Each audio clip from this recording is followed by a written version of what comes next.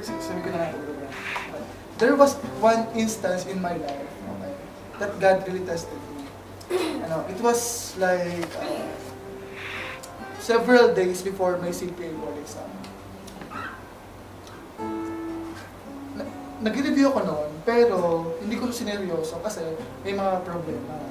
Unang problema is wala akong transcript of my course. Hindi ako bigyan ng namin kasi gusto niyang mag-double review ako. Kasi, parang gusto nila mag-up. So first reason. Pangalawang reason, wala akong birth certificate na matino. Kasi pangalan ko pambabae, female ako sa birth certificate.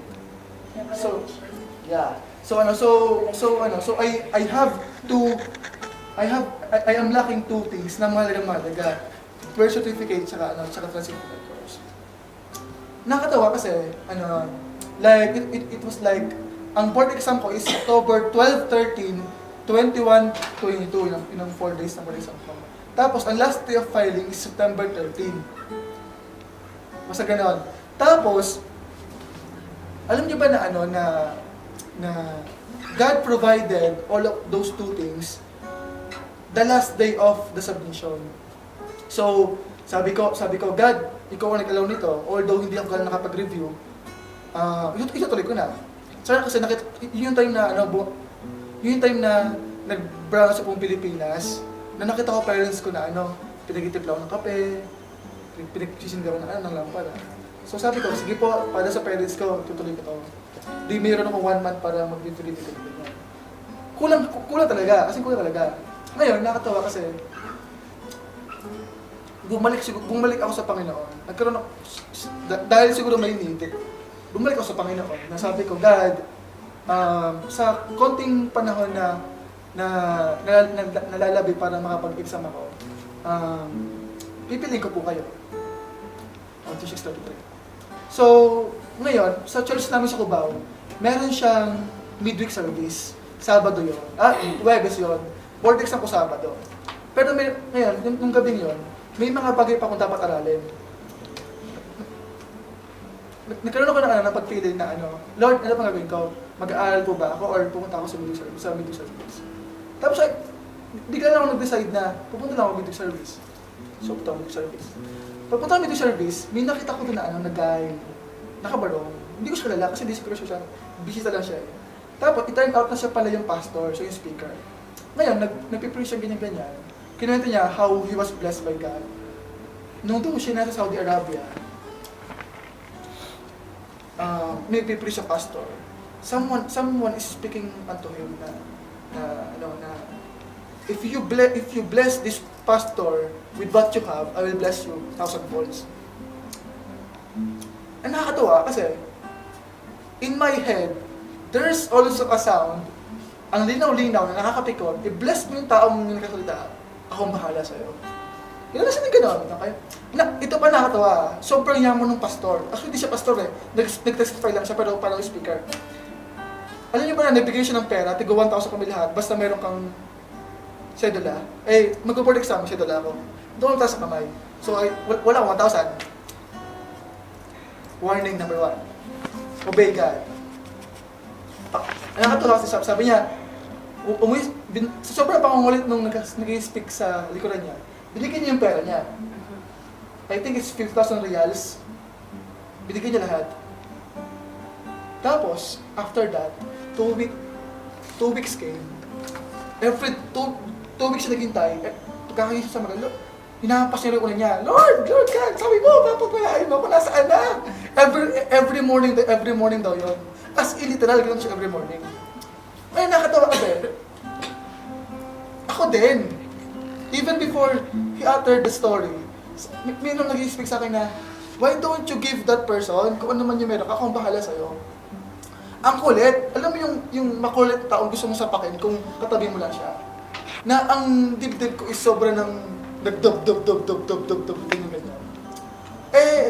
Noong una, I am thinking na, totoo po kaya ito or baka naiisip ko lang. Na-confirm yun, paano? Sabi ng speaker, you know what? Dito sa lugar na to, mayroong gusto magbigay sa akin, pero pinipigilan niya ng sarili niya. Bla bla bla bla bla.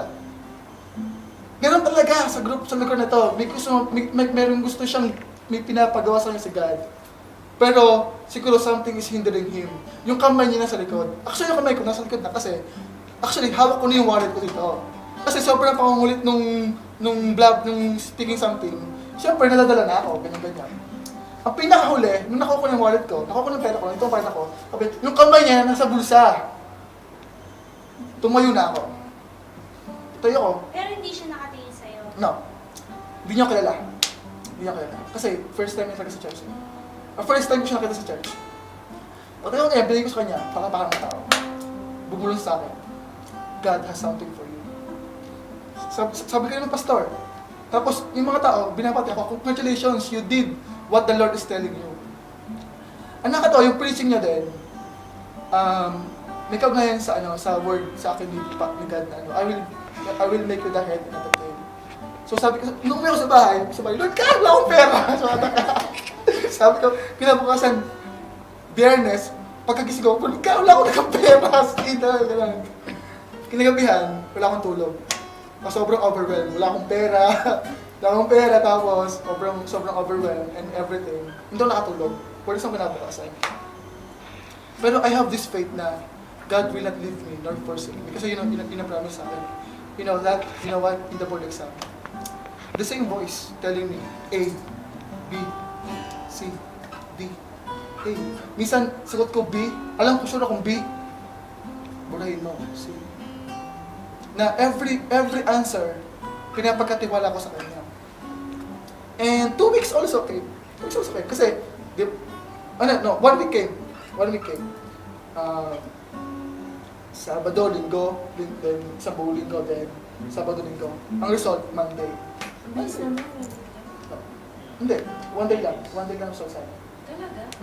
Mas mabilis nila. 3 days na. Yun. So,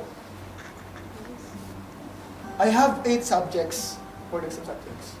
Kahit minsan, hindi niya ko iniwan.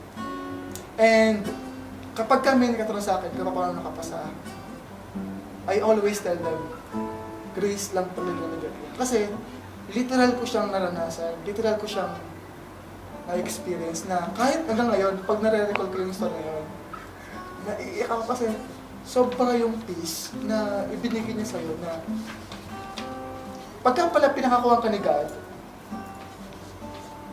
at meron siyang nirequire sa'yo, gagamitan niya yung nirequire niya sa'yo para makapunta ka dun sa lugar na pinakapunta ka.